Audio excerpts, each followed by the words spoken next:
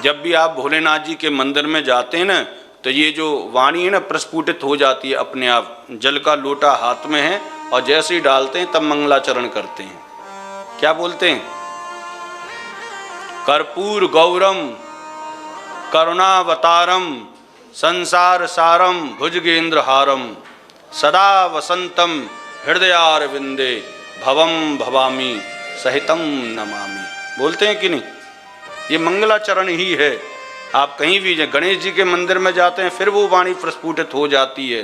गजाननम भूतगणाद सेवितम कपित्थ जम्बू फलचार वक्षणम उमासुतम शोक विनाशकारकम नमामि विघ्नेश्वर पाद पंकजम।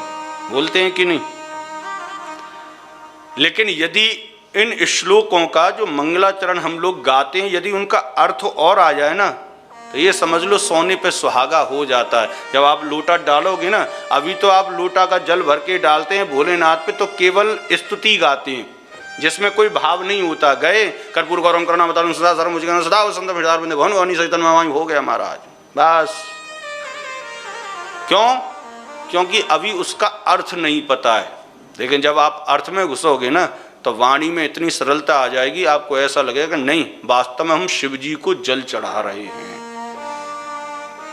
कर्पूर गौरम, भोलेनाथ जी से प्रार्थना कर रहे हैं, बाबा कर्पूर गौरम, आप कपूर के समान बिल्कुल निर्मल हैं, कपूर के समान। भोलेनाथ को कपूर की उपमा दी गई है। कपूर कैसा होता है? सफेद। और क्या क्वालिटी है उसके अंदर? बोले सॉफ्ट होता है। और क्या है? बोले नेक चिंगारी दिखाओ फपक सी ना जल जाता है, और उसको बुझाओ तो 2 फूंक मारो बुझ भी जाता है। भोलेनाथ जी का स्वभाव भी ऐसा, क्षणे रुष्टा क्षणे तुष्टा। पल में वो प्रसन्न हो जाते हैं और पल में, हाँ जी, भोलेनाथ का स्वभाव कर्पूर गौरम करुणावतारम। दूसरा क्या है? बोले करुणा के अवतारी हैं। इतने करुणावान हैं, इतने करुणावान हैं कि यदि आपने श्रावण के महीने में 1 महीने तक भोलेनाथ को इसी स्तुति से जल चढ़ा दिया तो वो आपके ऊपर मेहरबान हो जाएंगे। ये 100% है महाराज। बहुत सरल हैं, बहुत सस्ते हैं। राधा कृष्ण का कोई भक्त हो तो उसकी जेब ठंडी करनी पड़ती है, उसको बहुत खर्चा करना पड़ता है कि नहीं? नहीं करना पड़ता।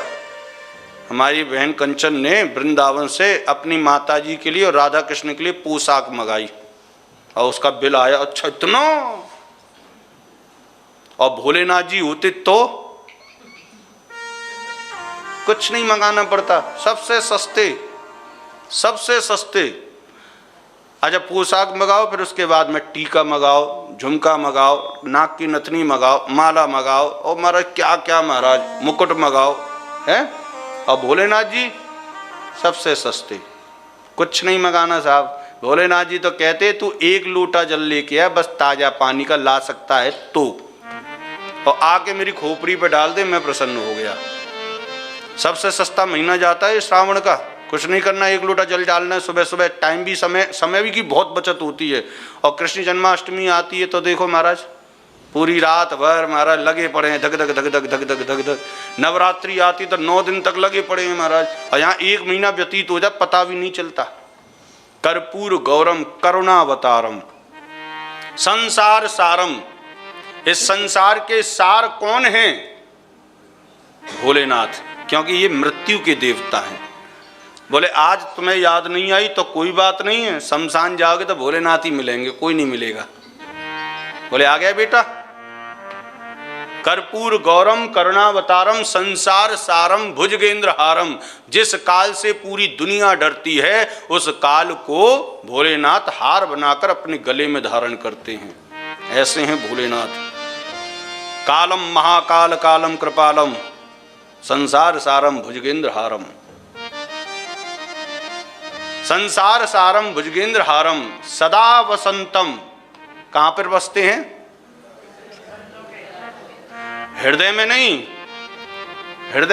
हृदयार विंदे, हृदय के अंतःकरण में जाकर बसते हैं। बिल्कुल सूक्ष्म रूप में हृदय के अंतःकरण में भोलेनाथ का निवास है। और बसंत ऋतु की तरह बसते हैं महाराज। बसंत ऋतु सदा वसंतम हृदयारविंदे भवम भवामी सहितम नमामि। ऐसे भोलेनाथ को मैं मां भगवती सहित बारंबार नमन करता हूं। हो गया, याद हो गया कि नहीं? याद हो गई? स्तुति तो याद ही है, लेकिन स्तुति का अर्थ आपको आ गया। अब श्रावण में आप जब जल चढ़ाओगे ना, तो बड़े भाव से एक एक अक्षर पे ध्यान देते हुए चढ़ाना, तो उस जल चढ़ाने में बड़ा रस आएगा, बड़ा आनंद आएगा।